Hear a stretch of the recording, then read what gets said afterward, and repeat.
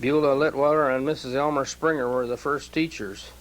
The homes shown here were homes of the workers in church and Sunday school. In 1949 was the 50th anniversary of evangelical work in Puerto Rico. They came from various places on the island to the stadium on San Juan by bus, station wagon, cars, pickups, and even a truck used to haul sugar cane was covered with palm leaves to protect them in the truck from the sun.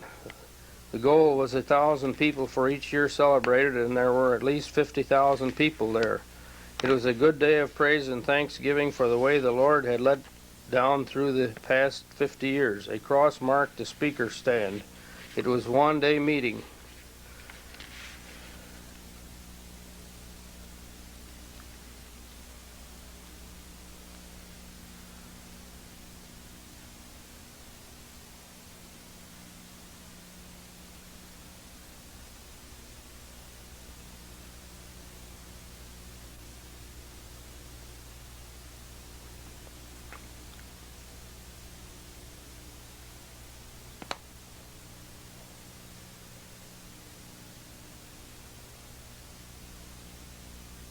The banner says 50 years of evangelical work in Puerto Rico, 1899 to 1949.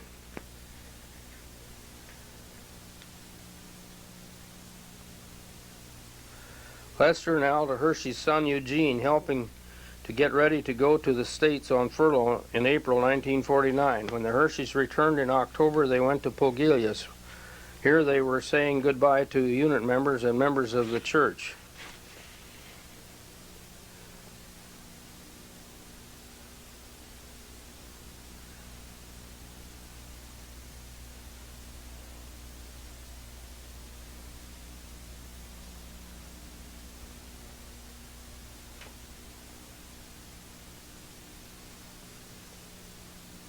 The hospital in La Plata, newly painted, was formerly a tobacco warehouse. The waiting room at this entrance outside the hospital rather than in the building. A graduating class of 6 nurse aides.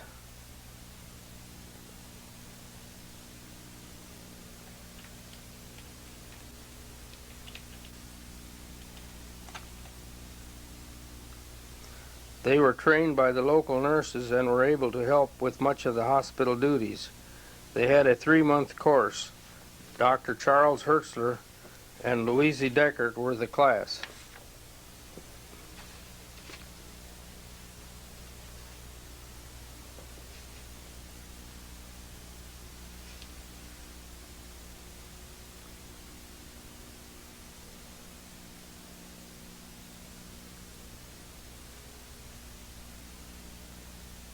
The hospital,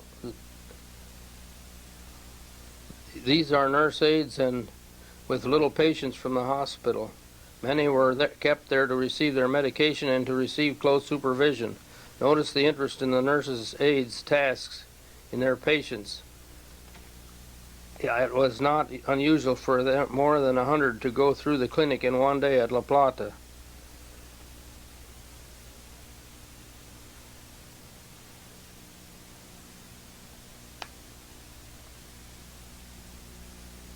A waiting room at the hospital before the building was painted. Many of them had long waits and long walks afterwards to their homes in the hills.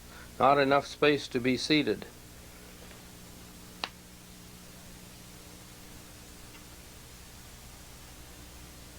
A human ambulance for those living in the hills and valleys away from roads. This was their only means of getting to the hospital. This is a little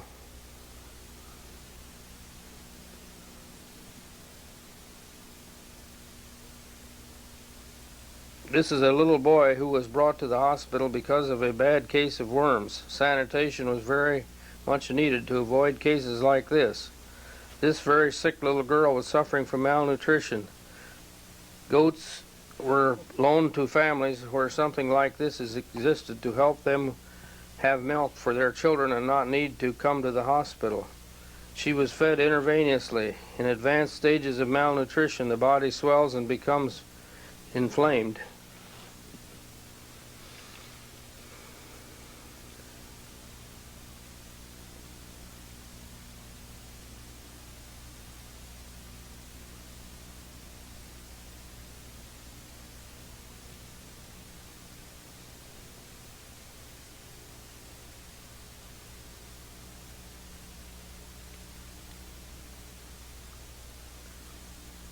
This same little girl left the hospital a happy, healthy little girl.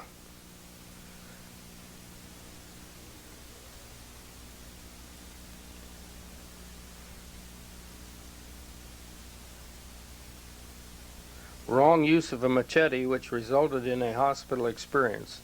This is one time it was good the hospital was as close as it was.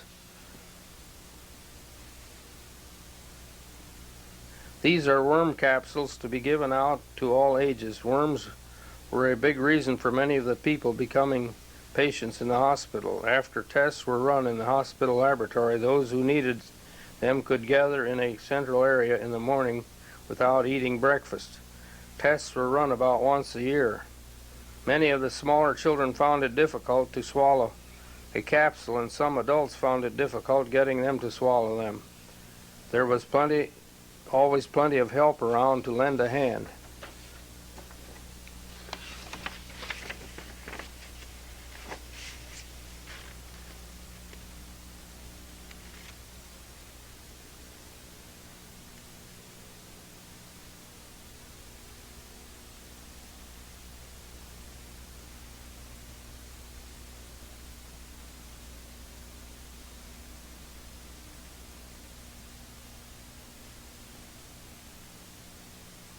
This is a dinner gong calling all unit members to breakfast, dinner, or supper.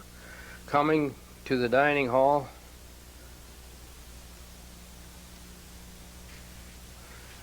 Evelyn Good and Judy Miller bringing sewing material to the community center, where many of the ladies of the community would come and pick up the material and take it home. Each week they came to the sewing room to receive their designs, instructions, and materials and brought in their finished work. The ladies got acquainted with the unit supervisors and observed their Christian principles in business relations. From many families, this was the only source of income. They make many beautiful napkins, doilies, dressers, scarves, aprons, pillow tops, tablecloths, and many other beautiful things. Many of these items were sold in the States. Persons who buy these products can feel a sense of satisfaction and gratefulness for the opportunity to help financially these needy homes. The work started here of giving the native people this type of employment has been an example of what can be done in many parts of the world, and was the forerunner of the self-help program now being carried on in Akron, Pennsylvania.